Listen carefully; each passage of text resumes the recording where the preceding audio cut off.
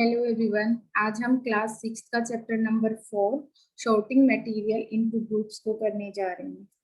ये वाला चैप्टर हमने पहले स्टार्ट कर दिया था। पहले 2 वीडियोज हम अपलोड कर चुके हैं। आज हम थर्ड पार्ट डिस्कस करेंगे। हम जो टॉपिक स्टार्ट करेंगे वो है प्रॉपर्टीज ऑफ मटेरियल्स। हमने पढ़ा था कि जो भी हमारी सराउंडिंग में जितनी भी चीजें हैं वो किसी न किसी अलग अलग डिफरेंट डिफरेंट सब्सटेंसेस से मिलके बनी हुई हैं।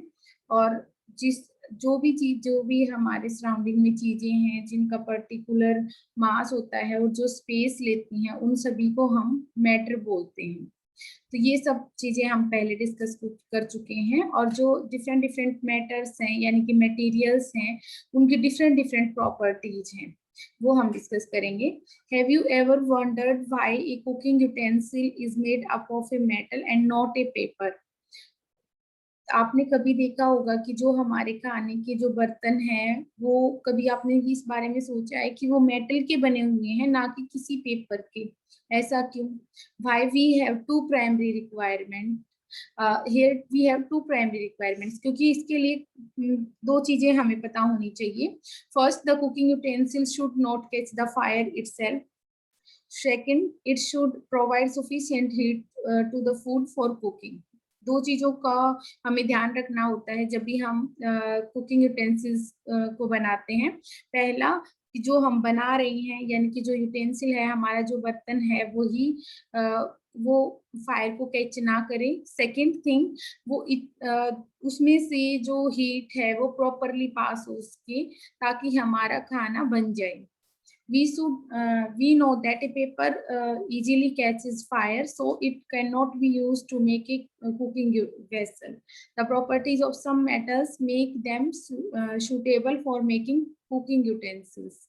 हम जानते हैं कि पेपर क्या करता है, इजीली कैच कर लेता है फायर को, तो इसी वजह से हम इसको यूज नहीं कर सकते कुकिंग यूटेंसिल्स को बनाने के लिए। लेकिन अगर हम अदर मेटल्स की बात करें तो उनको हम सिलेक्ट कर सकते हैं हमारे खाने पीने की चीजों को बनाने के लिए, मतलब यूटेंसिल्स को बनाने के लिए। Why do we not use a cotton cloth to make a tumbler for storing water? आपने कभी सोचा है कि हम कभी कॉटन के कपड़े से, जैसे हमारी जो बकेट होती है वो प्लास्टिक की हैं, तो ये कहना चाहता है कि कभी आपने सोचा है कि वो कॉटन की क्यों नहीं है? A cotton cloth does not hold water, so it will not be wise to make a tumbler of cloth. हमें पता है क्योंकि कपड़ा क्या नहीं करेगा, वो क्लॉथ क्या नहीं करेगा, पानी को होल्ड करके नहीं रखेगा, तो ये कोई मतलब हम इसको यूज नहीं कर सकते एक टम्बलर के तौर पे।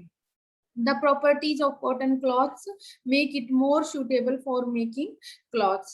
क्योंकि इसकी प्रॉपर्टी क्या है कि इसको हम जो कॉटन है उसको हम सुटेबली कहाँ पे यूज कर सकते हैं? क्लॉथ्स को बनाने के लिए, डिफरेंट डिफरेंट क्लॉथ्स की मेकिंग में हम इसको यूज कर सकते हैं। नेक्स्ट है just a second.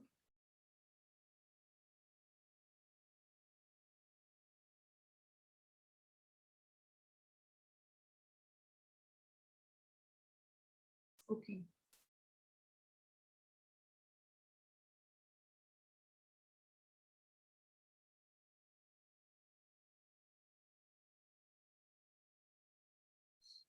Thus different properties of material make them suitable for different uses. तो इसी वजह से हम different different materials को उनकी properties के हिसाब से different different purpose के लिए use करते हैं. These properties help us to sort material into groups on the basis of their suitability for specific use. यही property जो है वो help करती हैं उनको short list करने में कि किस मटेरियल से हम कौन सी पर्पज के लिए यूज करें किस मटेरियल को। ठीक है, जैसे अगर कॉटन की बात करें तो वो पानी को स्टोर करके नहीं रख सकता, यानी कि पानी को होल्ड नहीं कर सकता, लेकिन हम उसको क्लॉथ मेकिंग में यूज कर सकते हैं, क्योंकि वो क्या करेगा, जब गर्मियों में हम कॉटन क्लॉथ्स पहनते हैं तो वो स्वेट को जल्दी से एब्जॉर्ब करेगा, तो उसका हम दूसरे बेनिफिट के लिए हम उसको क्या कर सकते हैं, यूज कर सकते हैं। तो जो डिफरेंट डिफरेंट मटेरियल है उनकी जो डिफरेंट डिफरेंट प्रॉपर्टीज हैं वो हेल्प करती हैं डिफरेंट टाइप्स की जो हमारी जो नीड्स हैं उनको फुलफिल कर पाते हैं हम उनकी हेल्प से। Let us discuss some of these properties here. हम यहाँ पे कुछ डिफरेंट मटेरियल्स की जो डिफरेंट प्रॉपर्टीज हैं उनके बारे में डिस्कस करेंगे। सबसे पहले appearance. All materials usually look different from each other. For example would looks different from glass. आपने कभी देखा होगा कि हर एक मटेरियल का अपना एक लुक होता है। जो लकड़ी होती है वो ग्लास से शीशे से यानी कांच से अलग दिखती है। In a similar way silver looks different from paper. अगर हम सिल्वर की बात करें तो वो अलग होता है as compare to paper. Some material are shiny where as other are not. कुछ में चमक है, कुछ में नहीं है। The shine present in a material is known as lustre. और किसी भी मटेरियल में जो शाइन प्रेजेंट होती है उसको हम लस्टर बोलते हैं। Metals are generally lustrous in nature whereas non-metals are not. You can see luster on new metal utensils.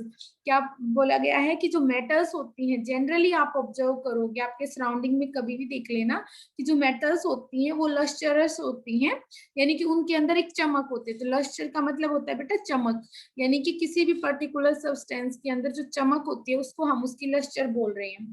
तो जो आप देखोगे ऑब्जर्व करोगे कि जो मेटल्स होती हैं उनमें लस्टर होती है, जबकि जो नॉन मेटल्स होती हैं वो क्या होती हैं, नॉन लस्टरस होती हैं।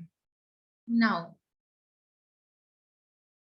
आगे आपको एक एक्टिविटी दे रखी है जिसमें आपको कई सारी डिफरेंट डिफरेंट मटेरियल्स के नाम दे रखे हैं, जैसे board, chalk, would, aluminium sheet, iron nail and copper wire. अब आपको क्या करना है, इन सभी डिफरेंट डिफरेंट मटेरियल्स को अपने हिसाब से आपको क्या लगता है, ठीक है, उसके हिसाब से आपको इनको क्लासिफाई करना है। किस बेसिस पे कि कौन सा इनमें से शाइन कर रहे हैं और कौन से सब्सटेंस जैसे board, chalk, would, aluminium sheet, इनमें से कौन सी सब्सटेंसेस के अंदर एक पर्टिकुलर लस्टर है, एक शाइन है, और कौन से सब्सटेंसेस के अंदर लस्टर नहीं है, चमक नहीं है। तो आपको दो ग्रुप बनाने हैं। एक ग्रुप में आपको वो सब्सटेंस लिखने हैं जिनके अंदर एक पर्टिकुलर साइन है, और दूसरे ग्रुप में आपको लिखना है जिनके अंदर कोई भी साइन नहीं है, यानी कि जो नॉन लस्टरस है। ये एक्टिविटी आपको अपने ऑन बेसिस पे करनी है। आप ये एक्टिविटी करने के बाद आपकी जो आंसर्स हैं वो आपको आपकी जो ऑनलाइन क्लास है उसके अंदर मैच किए जाएंगे। Next, gold and silver are highly lustrous metal, that's why they are used for making ornament. अब देखो गोल्ड और सिल्वर की क्या प्रॉपर्टी है, वो बहुत अच्छी चमक होती है उनके अंदर, ठीक है, इसीलिए हम उसकी इसी प्रॉपर्टी का हम यूज करते हैं, और उसको की वजह से क्या, उससे क्या बनाते हैं, ऑर्नामेंट्स, यानी कि जो गहने होते हैं वो किससे बनाए जाते हैं, गोल्ड और सिल्वर से। Continuous exposure to air and moisture causes some metals to lose their lustre and appear dull. कभी आपने देखा होगा कि अगर गहने या फिर जैसे सिल्वर की बात करें, चांदी की बात करें, अगर ज्यादा टाइम तक एयर और मॉइस्चर के एक्सपोजर में रहती है तो वो क्या हो जाती है, थोड़ी सी डल हो जाती है और उसकी जो चमक है वो कम हो जाती है। They however regain their luster when polished। लेकिन जब हम उसकी पॉलिशिंग करवा लेते हैं, कभी आपने सुना भी होगा, तो वो पॉलिश करवाने के बाद वापस से वैसी ही लस्टर, वैसी ही साइन को रिगेन कर लेते हैं।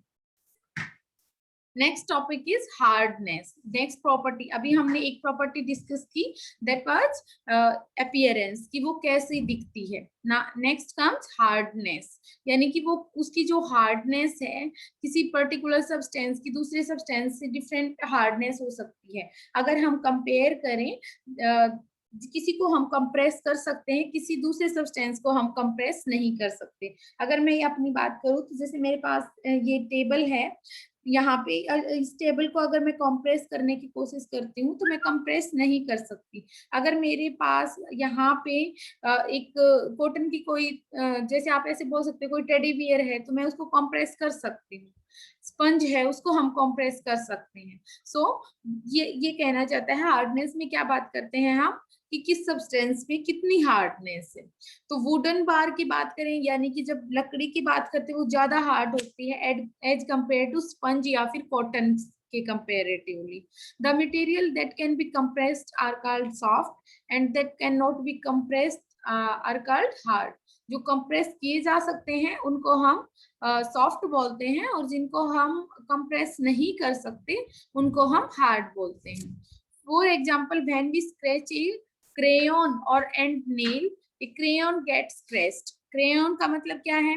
जैसे हम किसकी बात करते हैं, जैसे कलर होते हैं, ठीक है, पेन जो आपके ये बोलते हैं ना कि मोम के कलर्स जिसको बोलते हैं, वो उनको क्रेयॉन्स बोलते हैं, ठीक है।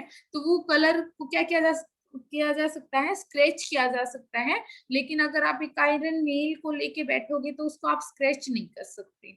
Thus crayons are softer material. Let us do some simple activity to evaluate the hardness of different solid substances.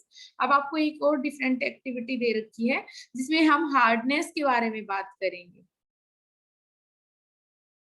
Okay, activity दे रखी है यहाँ पे, और डिफरेंट डिफरेंट, जैसे यहाँ पे ये दे रखा है, इस एक्टिविटी के अंदर कुछ मटेरियल दे रखे हैं, और आपको देखना है कि देखो जैसे मार्बल है, स्टील स्पून है, फिंगर नेल है, डायमंड है, वो डिफरेंट डिफरेंट सैंपल्स दे रखे हैं, ठीक है। फिर उसकी हार्डनेस को आपको मेजर करना है मॉस स्केल के बेसिस पे। ये स्केल क्या था, ये बताता है किसी पर्टिकुलर सब्सटेंस में कितनी हार्डनेस है, ठीक है। आपको एक डिफरेंट डिफरेंट मिनरल्स के नाम दे रखे हैं, और उसके जो ऑब्जर्व किया गया है, जो स्केल बनाया गया हार्डनेस को मेजर करने के लिए, जो सबसे ज्यादा ये एक साइंटिस्ट के नाम पे है, ये स्केल का नाम मॉस स्केल जो है, वो एक सेंड्रिस मॉस नाम से एक साइंटिस्ट हुए थे, उसके नाम पे ये नाम पड़ा था, ठीक है। उसने हार्डनेस को मेजर किया था, ठीक है, यानी कि किसको स्क्रैच किया जा सकता है और किसको स्क्रैच नहीं किया जा सकता। तो इस जो स्केल है उसमें सबसे पहले आता है डायमंड, ठीक है।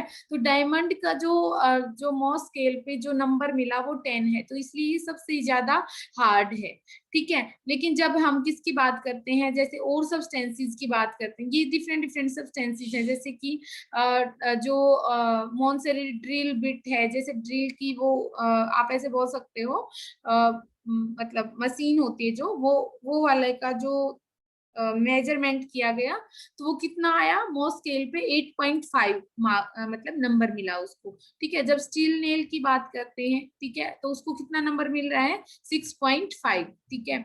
और जब आप फिंगर नेल की बात करते हो, हमारा जो नाखून है, अगर उसकी बात करें तो उसकी हार्डनेस को चेक किया गया, तो वो कितनी मिल रही है, 2.5।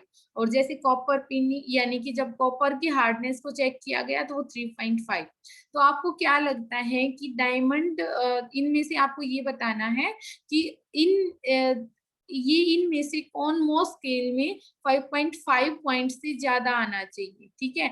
यानी आपको ऊपर चेक कर लेना है, जैसे 5.5 पॉइंट पे कौन आ रहा है, जैसे नाइफ या फिर ग्लास प्लेट की बात करें, तो आपको जो भी ये लगे कि ग्लास प्लेट या फिर नाइफ से ज्यादा स्ट्रॉन्ग है, जैसे जो स्टील जितना स्ट्रॉन्ग है, ठीक है, या उससे ज्यादा स्ट्रॉन्ग है, उनको आप 5.5 में मेजर करोगे, और जो इनसे कम स्ट्रॉन्ग है उनको 5.5 से कम मेजरमेंट में लगाओगे, ठीक है। तो ये एक्टिविटी आपको अपने आप से करनी है, ठीक है। उसके बाद हम इसको करवाएंगे अपनी ऑनलाइन क्लास के अंदर। नेक्स्ट आता है texture. When we touch different materials, we find that some are smooth and some are rough. जब हम किसी सब्सटेंस को छूते हैं तो कोई तो हमें ऐसा बिल्कुल सॉफ्ट लगता है ना, कि कोई हमें रफ लगता है, रूखा सा लगता है। जैसे हम अगर बात करें तो ये सब जो फील होती है किसी मटेरियल को टच करने पर, उसी को हम उसकी टेक्सचर बोलते हैं, ठीक है। यानी कि किसी सब्सटेंस को आप फील करो, यानी कि उसको टच करके देखो, जैसे मान लो मैं अपने अभी इस लैपटॉप को टच करके देखूं तो ये मतलब बिल्कुल स्मूथ है, तो इसका मतलब इसकी टेक्सचर कैसी है, अलग है, मतलब स्मूथ टेक्सचर है, ठीक है। और एक हो सकता है कि जैसे मान लो आप किसी बाहर किसी लकड़ी की चीज को हाथ लगा के देखोगे, ठीक है, पेड़ की छाल को हाथ लगा के देखोगे, जैसे ऐसे लगा सकते हैं, तो वो टेक्सचर आपको खुरदरा सा महसूस होगा, तो वो क्या है, आपका रफ है ना।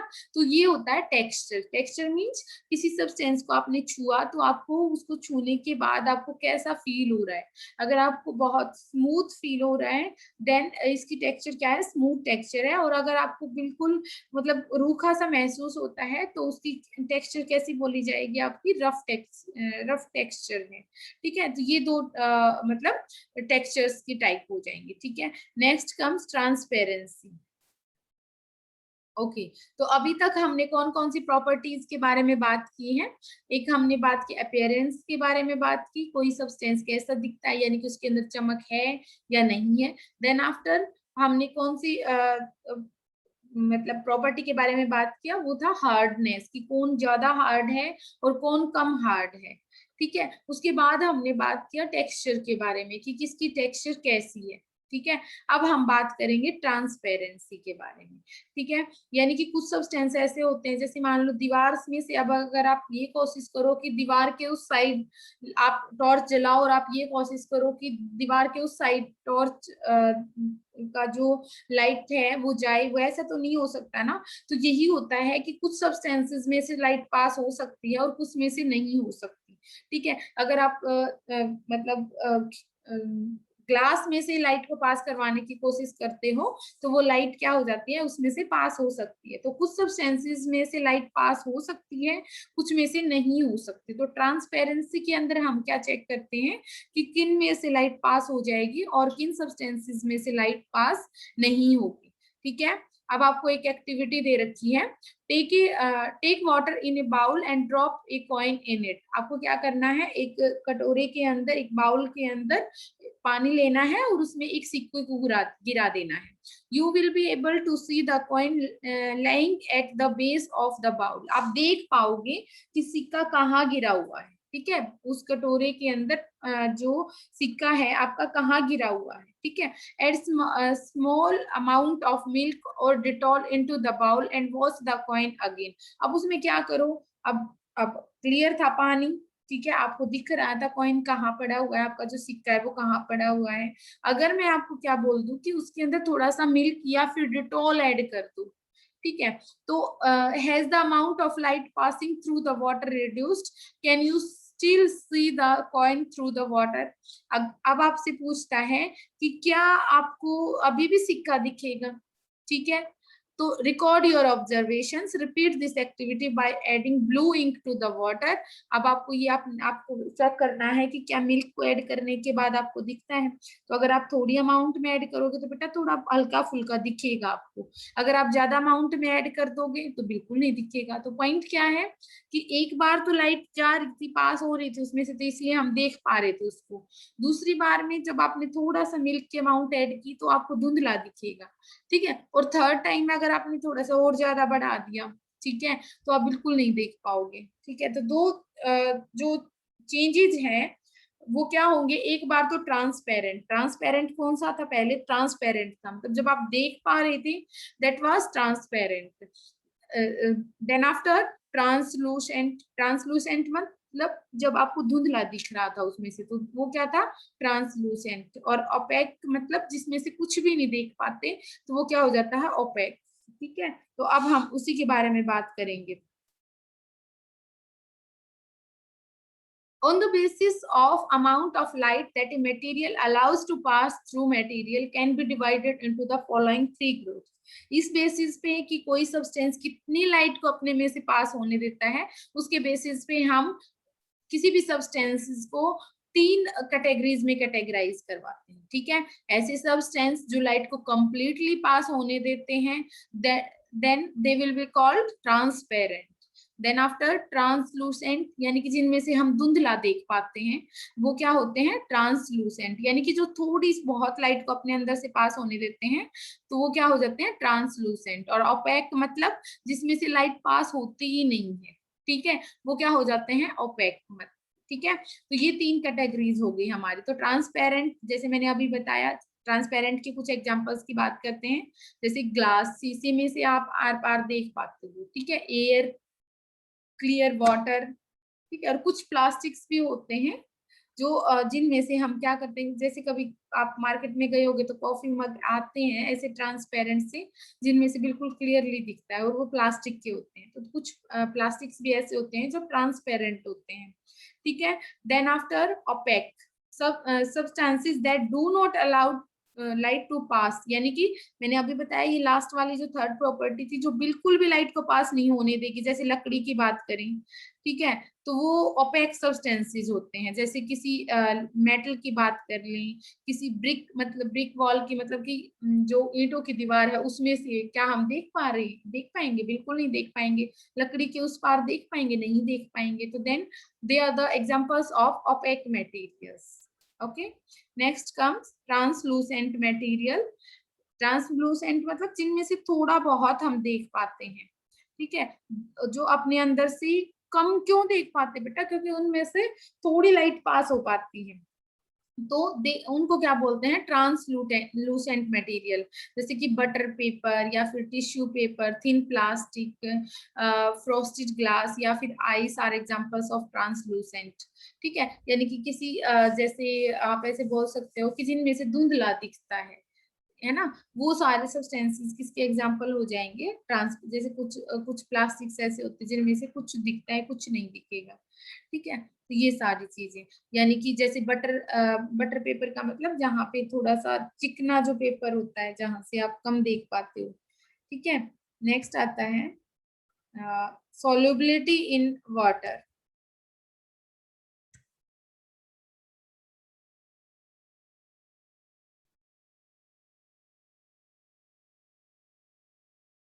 अच्छा ठीक है, अब देखो कुछ सब्सटेंस ऐसे होते हैं जो पानी के अंदर बिल्कुल फुल अच्छे से मिक्स हो जाते हैं, उनको हम क्या बोलते हैं?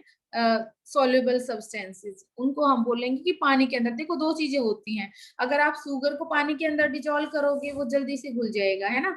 अगर मैं ये बोल दूं चॉक पाउडर को पानी के अंदर डिजोल्व करो तो पानी के अंदर चाहे कितना भी स्टीर कर लो आप, यानी उसको कितना भी हिला लो आप, बिल्कुल भी वो चॉक पाउडर पानी के अंदर कंप्लीटली मिक्स नहीं होगा। इसका मतलब वो इनसॉल्युबल इन वाटर है। तो सॉल्युबिलिटी का मतलब जो अच्छे से मिक्स हो जाते हैं, ठीक है, डिजोल्व हो जाते हैं, तो वो क्या होते हैं? सॉल्युबल।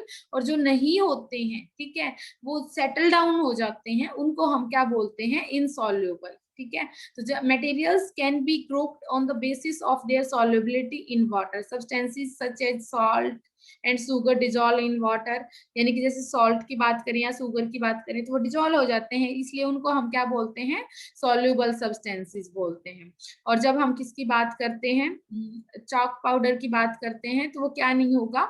डिजोल्व नहीं होता है। ठीक है, तो चॉक पाउडर की अगर आपसे बात की जाए तो आप क्या बोलोगे? ये रहा चॉक पाउडर, है ना। तो चॉक पाउडर क्या नहीं होता है? पानी के अंदर डिजोल्व नहीं होगा, कितना भी डिजोल्व करो। तो उसको हम किस कैटेगरी में रखेंगे? Insoluble in water. तो हम उसको बोलेंगे insoluble in water. Solubility is the ability of a given substance of the solute to dissolve in a unit volume of solvent. तो मतलब सॉल्युबिलिटी क्या बोलते हैं? कि जो एबिलिटी होती है किसी भी सब्सटेंस की, ठीक है, to dissolve in a unit volume of solvent, यानी कि किसी पर्टिकुलर सॉल्वेंट में, जैसे हम यहाँ किसको लेके चल रहे थे? वाटर को लेके चल रहे थे, ठीक है, तो उसके अंदर डिजोल्व करने की जो कैपेसिटी है उसी को हम उसको क्या बोलते हैं? सॉल्युबिलिटी बोलते हैं। It is measured in the terms of maximum amount of solute dissolve in a solvent eight A given temperature. देखो कभी चेक कर लेना बेटा, अगर आपने सेम अमाउंट वाटर लिया है दो अलग अलग कंटेनर्स के अंदर, ठीक है, मैं क्या बोल रही हूँ, मान लो दो अलग अलग कंटेनर्स ले लेते हो, जैसे ये एक कंटेनर ये है, ठीक है, और मेरे पास एक कंटेनर ये है, ठीक है, और पहले वाले में मान लीजिए मैं किसको ऐड करवा रही हूँ? इक्वल अमाउंट ऑफ वाटर लिया आपने दोनों में, पहले में मैंने क्या ऐड करवाया? शुगर ऐड करवाया, और नेक्स्ट वाले में मैंने क्या ऐड करवाया? सॉल्ट को ऐड करवा लेना, ठीक है। आप क्या देखोगे? सॉल्ट ज्यादा डिजोल्व हो जाएगा। देखो थोड़े टाइम के बाद चीजें घुलना बंद हो जाती है, कुछ अमाउंट डिजोल्व होगी और उसके बाद डिजोल्व होना बंद हो जाती है ना। तो आप क्या ऑब्जर्व करोगे कि जो सॉल्ट है वो ज्यादा अमाउंट में डिजोल्व हो जाता है, यानी कि अगर आप चम्मच की फॉर्म में मेजर करें कि 1 स्पून 2 स्पून हमने डाला है पानी के अंदर, तो आप क्या है देखोगे कि शुगर के कंपैरेटिवली जो सॉल्ट होता है उसकी अमाउंट ज्यादा डिजोल्व होती है। इसका मतलब जो सॉल्ट है वो ज्यादा, सॉल्ट की जो सॉल्युबिलिटी है वाटर के अंदर वो ज्यादा है एज कंपेयर टू शुगर, ठीक है। और जैसे जैसे आप देखो ये टेम्परेचर के ऊपर भी डिपेंड करता है। टेम्परेचर मतलब कि जब आप उसको हीट करवाओगे तो क्या होता है, गर्म पानी के अंदर कभी देखना, गर्म पानी के अंदर ज्यादा शुगर को ऐड करवा सकते हो। कभी आपने चेक किया होगा कि मान लो दूध के अंदर आप शुगर ऐड करने की कोशिश कर रहे हो तो वो ऐड नहीं हो पाती है ना, लेकिन जब आप उस मिल्क को गर्म कर देते हो तो वो क्या हो जाता है, ज्यादा अमाउंट में ऐड हो जाती है ना। तो टेम्परेचर को इंक्रीज करने से सॉल्युबिलिटी यानी कि जो घुलने की जो कैपेबिलिटी है वो क्या हो जाती है, इंक्रीज हो जाती है। You will see that some liquids like honey, milk and vinegar completely mix with the water। ये क्या हो जाते हैं, completely mix हो जाते हैं वाटर के साथ। जबकि कुछ जैसे अब ऐसे कुछ सब्सटेंसेस होते हैं जैसे mustard oil, kerosene do not mix with the water. देखो अब हम क्या करें, शहद की बात करें, दूध की बात करें, विनेगर की बात, विनेगर मतलब सिरका बोलते हैं इसको, ठीक है। विनेगर होता है सिरका जो अचार वगैरह में डाला जाता है, ठीक है। तो विनेगर वगैरह ये क्या होते हैं, ये अच्छे से मिक्स हो जाते हैं वाटर के साथ।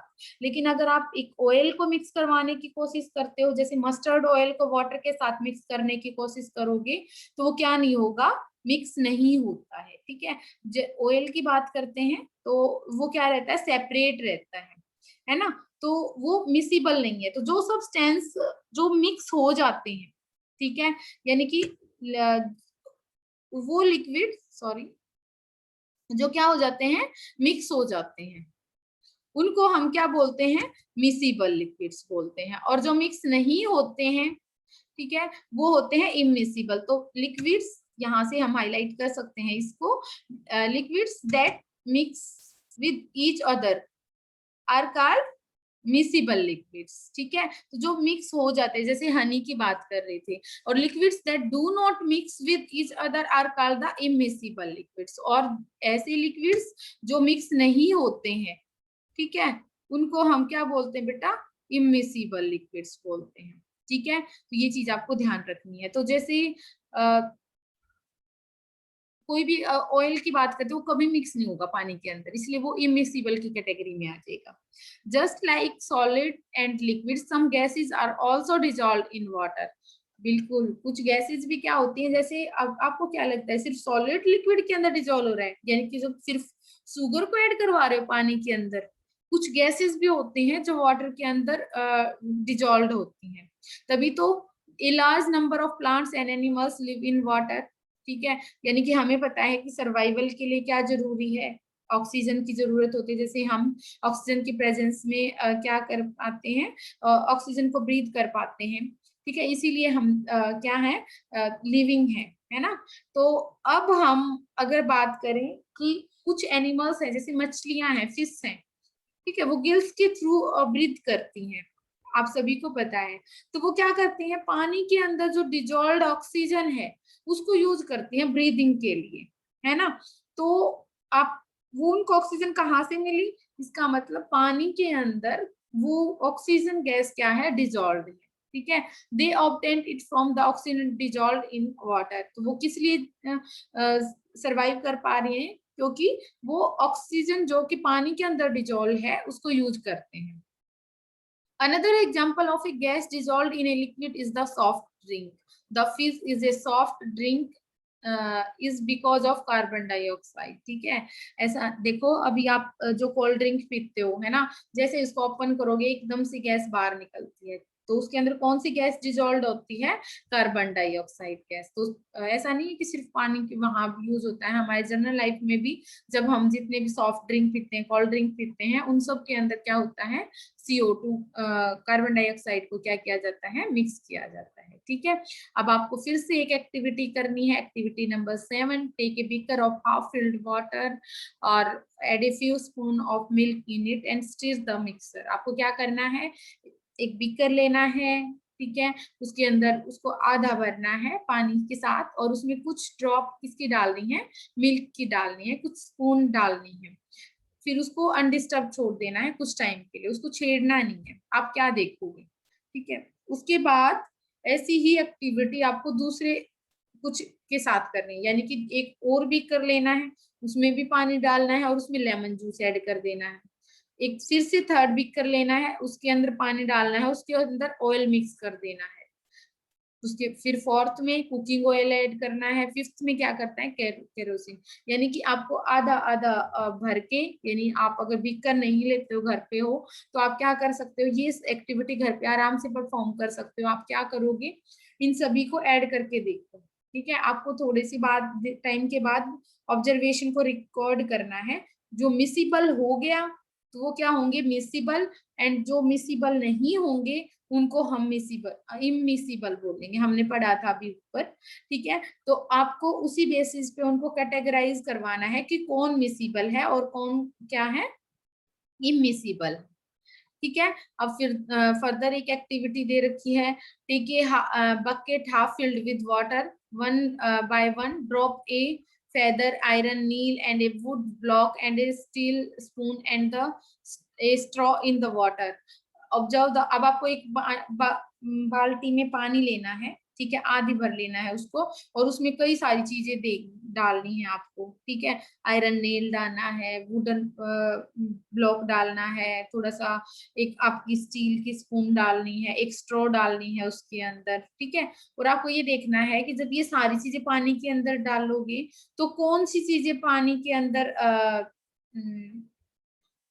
तैरेंगी और कौन सी क्या हो जाएंगी, पानी के अंदर डूब जाती हैं, ठीक है। तो आपको ये सारी ऑब्जर्वेशन करनी है और आपको देखना है कि कौन तो फ्लोट करता है और कौन सिंक कर जाता है पानी के अंदर, ठीक है। और वो ऑब्जर्वेशन लिखनी है। अब नेक्स्ट हम आगे पढ़ेंगे, क्योंकि नेक्स्ट प्रॉपर्टी है हमारी डेंसिटी एंड फ्लोटेशन। अब हम देखेंगे, ये एक्टिविटी नंबर 8 थी ना, जिसके अंदर हम देखना चाह रहे थे, पानी लिया बकेट में और ये स्टील की स्पून डाली है आपने, स्ट्रॉ डाली है, तो वो एक देखना है और ऑब्जर्व करके बताना है कि क्या आपको दिखता है इसके अंदर। नेक्स्ट आता है डेंसिटी एंड फ्लोटेशन, यानी कि अब हम जो नेक्स्ट टॉपिक पढ़ रहे हैं वो है density and flotation. You will observe that a feather, wooden block and a straw floats on the water, whereas iron nail and steel spoon sink in the water.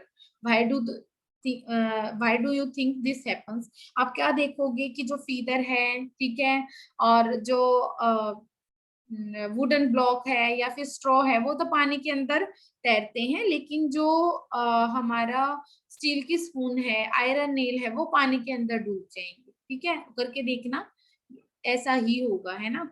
चलो,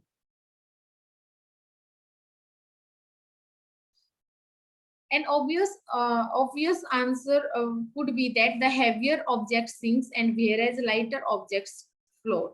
आप अगर आपसे घर से भी पूछोगे, घर वालों से पूछोगे कि भाई आयरन नेल डूब गया है, क्यों डूब गया, तो वो भी बता देंगे आपको कि एक सिंपल आंसर क्या आएगा कि जो हल्की थी वो तैर रही है पानी के ऊपर, और जो हैवी थी, यानी कि जो हैवियर थिंग्स थी, वो पानी के अंदर डूब गई है। But a wooden block may be bigger or heavier than a teeny iron nail. So, what decides whether a object will float or sink in water? अब आपके दिमाग में ये भी आ सकता है ना कि जब लकड़ी का जो हमने जो ब्लॉक लिया है, ठीक है, लकड़ी का जो टुकड़ा लिया है, वो तो आयरन नेल से बड़ा है ना दिखने में। लकड़ी का एक गत्ता लेते हो आप, टुकड़ा लेते हो, वो बड़ा हो सकता है आयरन नेल से, और आयरन नेल क्या है आपकी, मतलब बिल्कुल छोटी रहते, वो भी डूब जाएगी पानी के अंदर। ऐसा क्यों, जबकि साइज में तो वो वाला बड़ा था, वो नहीं डूबता है ना। सो व्हाट डिसाइड्स वेदर इस ऑब्जेक्ट विल बी फ्लोट और सिंक इन द वाटर। तो इसका मतलब तो ये हो गया ना कि साइज से हम डिसाइड नहीं कर सकते कि बड़ी चीज डूबगी और मतलब जो छोटी चीज होगी वो फ्लोट करेगी पानी के अंदर। तो साइज का तो कोई मैटर नहीं है ना यहाँ पे, बिल्कुल। The answer is density. Answer क्या है आपका, डेंसिटी, ठीक है। ओके, अब आपको डेंसिटी का पता होना चाहिए। डेंसिटी का मतलब देखो, डेंसिटी एक सिंपल वर्ड में समझाएं आपको, तो जैसे कॉटन की बात करते हैं, ठीक है, उसकी डेंसिटी कम है, और जब जब अगर आप वुडन की बात करो उसकी कंपैरेटिवली, कॉटन के कंपैरेटिवली, तो उसकी डेंसिटी ज्यादा है।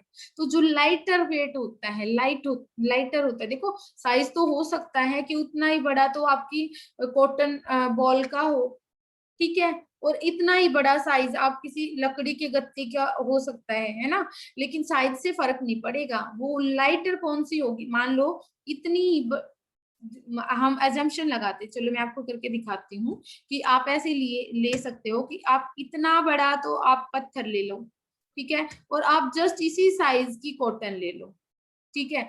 तो साइज से क्या फर्क पड़ता है, आपको पता है कि हल्की कौन सी है, कॉटन, ठीक है। तो ये डेंसिटी होती है बेटा, ये साइज के ऊपर नहीं, ये डेंसिटी, यानी कि आपको पता है कि जो कॉटन है वो लाइटर है एज कंपेयर टू स्टोन, पत्थर के कंपैरेटिवली लाइट होती है, यानी कि हल्की होती है। तो इसका मतलब ये डेंसिटी होती है, तो जिससे हम आप बता पाओगे। तो जो कॉटन की डेंसिटी है वो कम है, और जो आपका स्टोन है उसकी डेंसिटी क्या है, ज्यादा है। is substance with a density lower than that of water floats on it, ठीक है, जिसकी डेंसिटी कम होती है, ठीक है, वो पानी के अंदर आप पानी के ऊपर फ्लोट करता है, और जिसकी डेंसिटी ज्यादा होती है वो पानी के अंदर क्या हो जाता है, सिंक कर जाता है, उसके अंदर डूब जाता है, ठीक है। Density of a substance is defined as the mass per unit volume, ठीक है।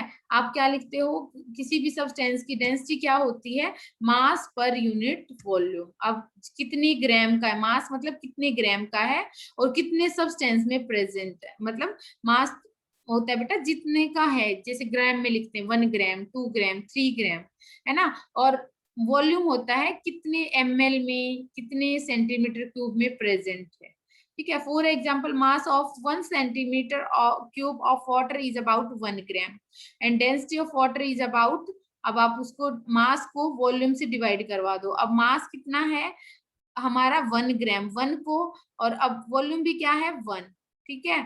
और ये 1 सेंटीमीटर क्यूब, ये सोचना नहीं है, ये क्या है बेटा, ये वॉल्यूम है वाटर का, और ये क्या है, ये क्या है, मास। तो इस 1 को इस वाले 1 से आप क्या करवाते हो, डिवाइड करवाते हो, ठीक है। तो इस तरीके से हम डेंसिटी निकालेंगे। तो डेंसिटी कैसे निकालते हैं, जो भी मास होता है जितने ग्राम का है उसको डिवाइड करवाना पड़ता है उसके वॉल्यूम से, कितनी जगह के अंदर है, कितने वॉल्यूम में है वो, ठीक है। तो density of water 1 gram centimetre, और मास ऑफ जो डेंसिटी ऑफ, अगर हम बात करें वुडन की बात करें, तो वो क्या होती है, लेस देन 1 ग्राम सेंटीमीटर। देखो अब देखो, लकड़ी की डेंसिटी है वो 1 सेंटीमीटर क्यूब से क्या है, 1 ग्राम पर सेंटीमीटर क्यूब से कम है, और पानी की कितनी थी, ये वाली, यानी कि 1 ग्राम पर सेंटीमीटर क्यूब, तो पानी की ज्यादा है, और लकड़ी की डेंसिटी क्या है, कम है। तो सिंपल है, लकड़ी क्या करेगी, फ्लोट करेगी, किसके ऊपर, पानी के ऊपर।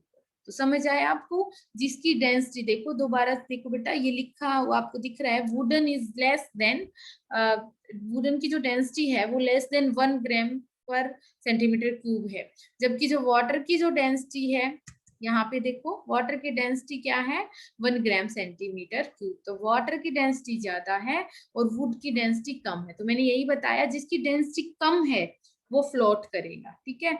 ऐसे ही कभी आपने देखा है कि जो जब आप ठंडा, मान लो आपका, आपने कभी देखा होगा कि जो बर्फ होती है वो पानी के ऊपर तैरती है, ऐसा क्यों, क्योंकि जो आइस होती है उसकी डेंसिटी कम होती है एज कंपेयर टू वाटर, ठीक है।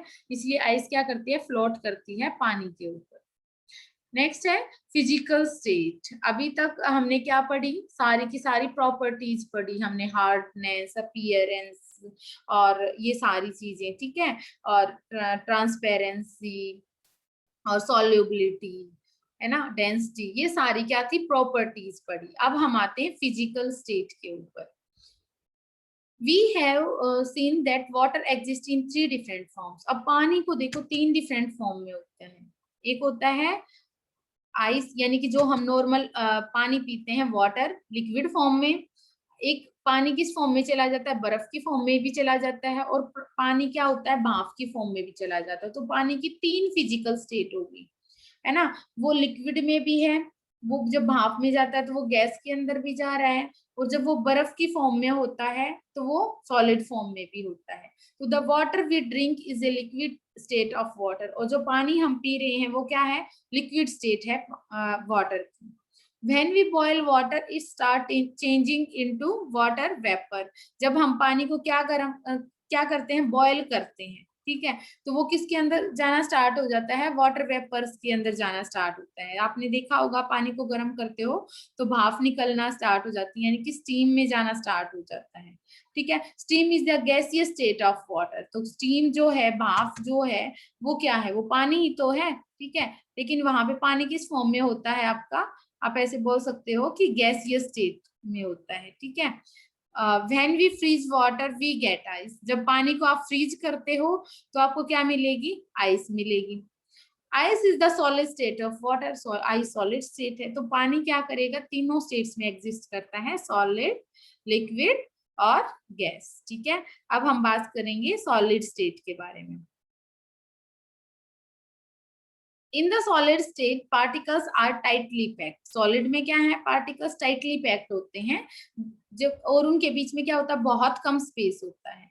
Strong attractive forces between the particles that hold them together. और उसकी वजह से ही वो चीजें क्या होती हैं, पास पास होती हैं, पार्टिकल्स को पास पास रखता है। This prevents them from moving around. अब दो चीजों को आप बिल्कुल पास पास बैठा दोगे तो वो क्या हो जाएंगी, वो मूव नहीं कर पाएंगी। ठीक है, तो वो मूव नहीं कर पाती हैं। द पार्टिकल्स आर दस फिक्स्ड एट देयर प्लेस। तो पार्टिकल्स क्या हो जाते हैं, फिक्स हो जाते हैं उसकी प्लेस के ऊपर। They can however vibrate about their fixed positions। हालांकि वो क्या कर सकते हैं, वाइब्रेट कर सकते हैं, हल्के फुल्के हिल सकते हैं अपनी पोजीशन के ऊपर, है ना, वो आपको दिखेगा भी नहीं। तो this gives solids a definite shape and definite volume. अब देखो, डेफिनेट शेप, किसी भी सॉलिड की डेफिनेट शेप होती है और डेफिनेट वॉल्यूम होती है। ठीक है, जैसे आइस होगी, ब्रिक्स होगी, वुड हो गया, एप्पल, ग्लास। ठीक है, लकड़ी की बात करें हम, या फिर हम ईंट की बात करें, ब्रिक्स की बात करें, यानी कि ईंटों की बात करें, ये सारे क्या होते हैं, इनकी पर्टिकुलर शेप है। अब देखो, एक लकड़ी का जैसे मान लो एक एप्पल की बात कर रहे हैं हम, एक सेब की बात कर रहे हैं। ठीक है, तो चाहे उसको उसकी पर्टिकुलर शेप है बेटा। ठीक है, चाहे आप उसको एक बकेट के अंदर रख दो, चाहे आप उसको एक प्लेट के अंदर रख दो, उसकी जो शेप है वैसी ही रहेगी। लेकिन लिक्विड के अंदर ऐसा नहीं है। देखो, अभी लिक्विड के बारे में बात करेंगे तब बताएंगे। Liquid, in liquids the particles are less tightly packed then the solids. और लिक्विड में पार्टिकल्स कम टाइटली पैक होते हैं, किसके कंपैरेटिवली, सॉलिड्स के पर कंपैरेटिवली, है ना। The forces of attraction between the particles are not as strong as in solids. तो जो लिक्विड्स होते हैं उनके अंदर उतनी स्ट्रॉन्ग फोर्स नहीं होती जितनी की सॉलिड्स के अंदर होती है ना। तो so the molecules move randomly and constantly change their positions। इस वजह से पार्टिकल्स क्या होते हैं, आप लिक्विड के पार्टिकल्स हिलते हुए आपको दिखेंगे बिल्कुल अलग से, और वो जिसके अंदर डालोगे उस वैसा ही शेप ले लेंगे, है ना। देखो, liquids do not have a volume, sorry, do have definite volume. उनका डेफिनेट वॉल्यूम होता है, मतलब 1 लीटर दूध लिया तो चाहे बाल्टी में रख दो तो भी 1 लीटर रहेगा वो, है ना, उतने ही वॉल्यूम में आएगा।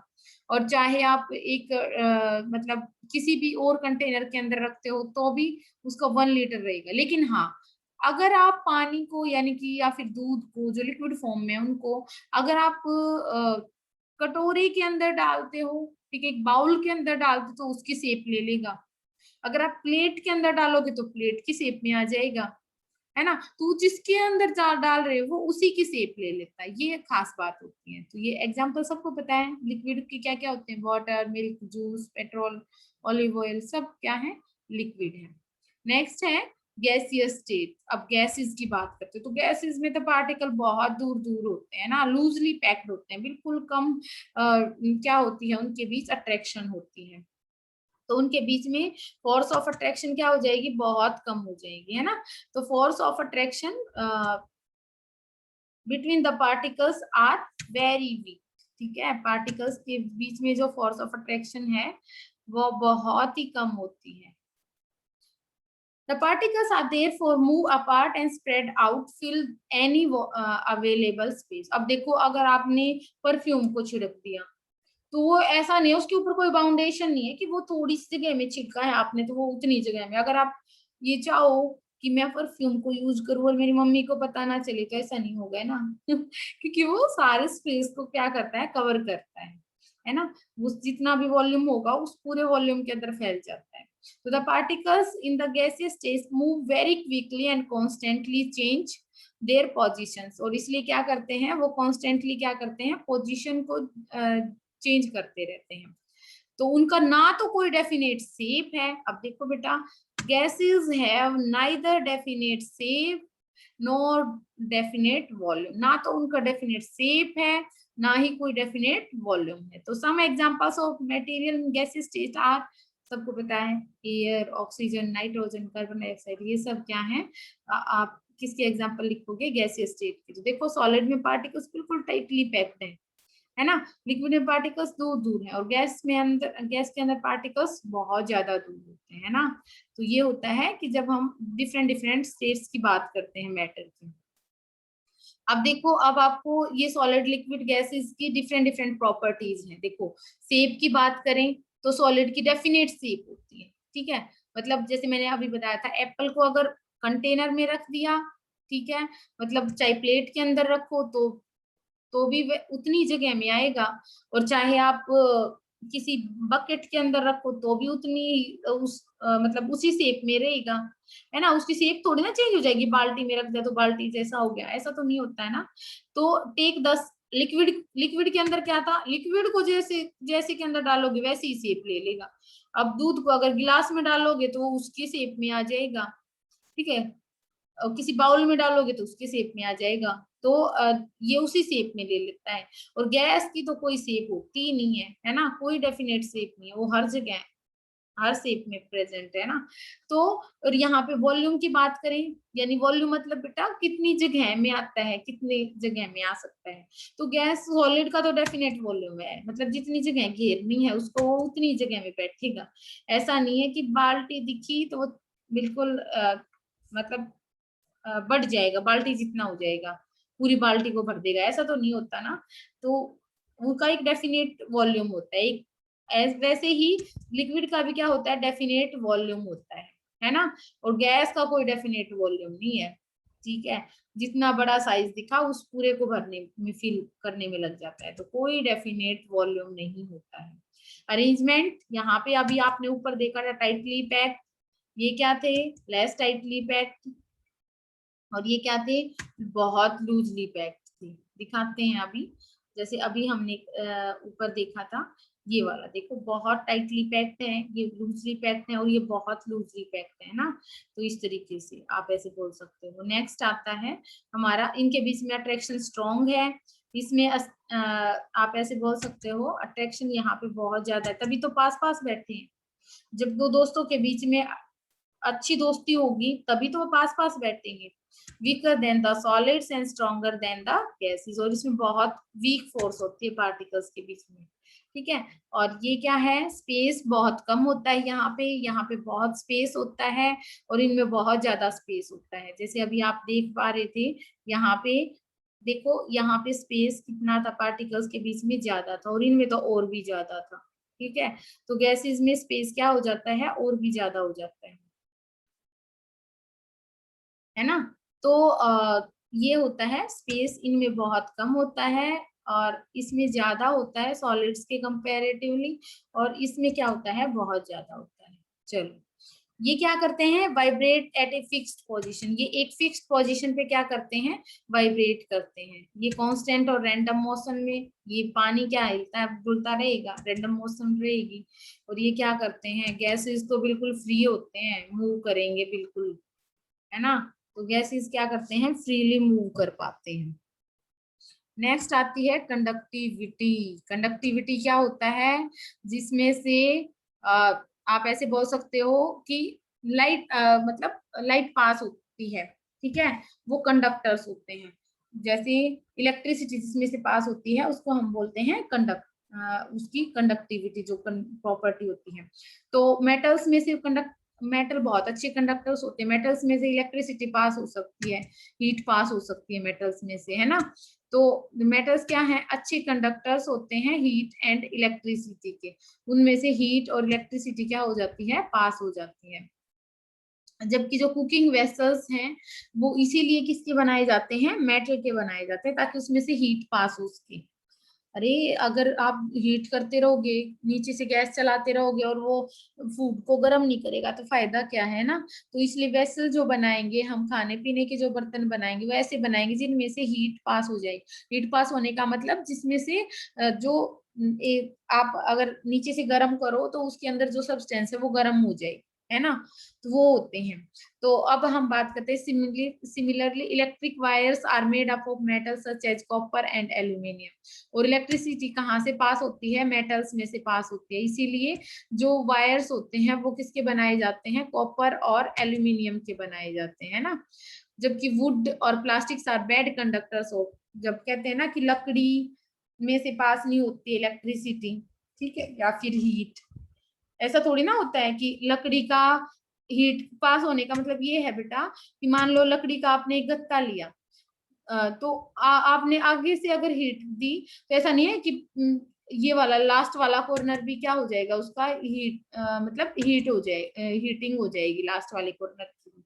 ऐसा नहीं होता है। तो वो एक साइड से अगर हीट मतलब हीट कर रहे हो आप उसको, तो ऐसा नहीं है। जब जैसे कि मान लो आप स्टील के किसी बर्तन को गर्म करते हो, जैसे मैं चाय बना रही हूँ, मान लो एजम्पशन कर लो, या फिर आप बनाओ, कोई भी बना लो, है ना। तो क्या करते हैं हम, तो अगर हम स्टील का एक बर्तन लेते हैं, तो अगर वो उस गैस का जिस साइड से रखा है, जिस उसकी बजाय जहां से आप पकड़ते हो वो भी गर्म हो जाता है ना।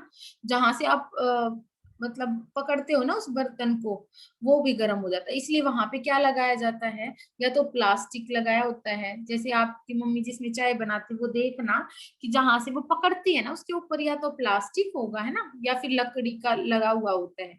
जो मैं अपने घर पे यूज करती हूँ उस पे लकड़ी लगी हुई है ना, क्योंकि फिर वो लकड़ी क्या नहीं करेगी, हीट नहीं होती है गर्म। जब हम उस जो उस कंटेनर को, चाय के कंटेनर को जब आप गर्म करवाते हो तो वो हीट, ताकि हमारा जो जो हैंडल है वो क्या ना हो, गर्म हो जाता है। और जब आप उस पे वुडन की वो लगा देते हो तो वो गर्म नहीं होता है ना, इसलिए। तो similarly the switches, switch boards and bodies of electrical equipments are made up of plastic.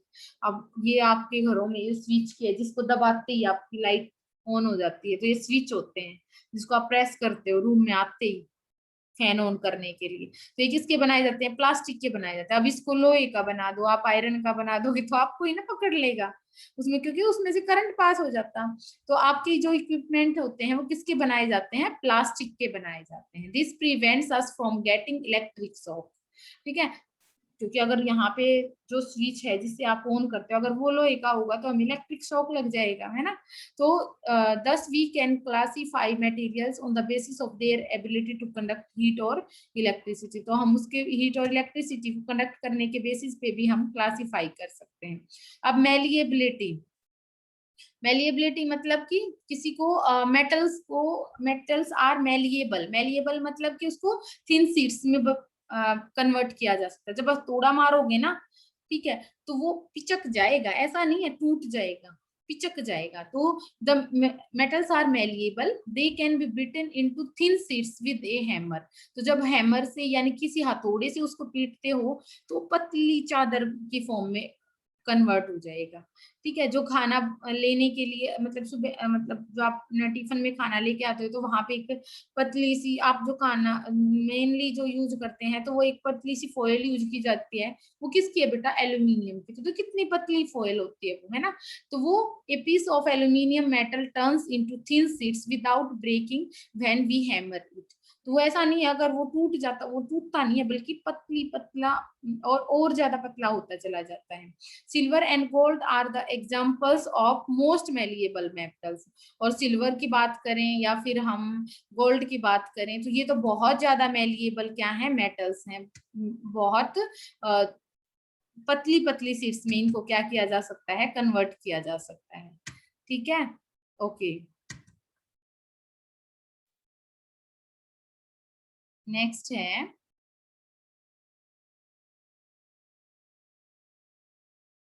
Ductility. Ductility मतलब जिसको वायर्स में बदला जा सकता है, मेटल्स आर डक्टाइल्स, ठीक है। तो जो वायर्स बनाए जाते हैं वो क्योंकि सब चीजों को इतने पतले वायर में तो नहीं बदला जा सकता ना, तो मेटल्स आर डक्टाइल। मेटल्स को वायर्स में बदला जा सकता है। The property which allows the metals to be drawn into wires is called ductility, और इसी प्रॉपर्टी को हम उसकी क्या बोलते हैं, डक्टिलिटी बोलते हैं, है ना। Gold and silvers are among the best examples of ductile metals. Gold और सिल्वर की बात करें तो वो सबसे बेस्ट एग्जाम्पल है ऐसी मेटल्स का जिसको जो क्या है, डक्टाइल है, जिसको वायर्स की फॉर्म में कन्वर्ट किया जा सकता है। Tungsten metal is use to make the wires of filament of electric bulb.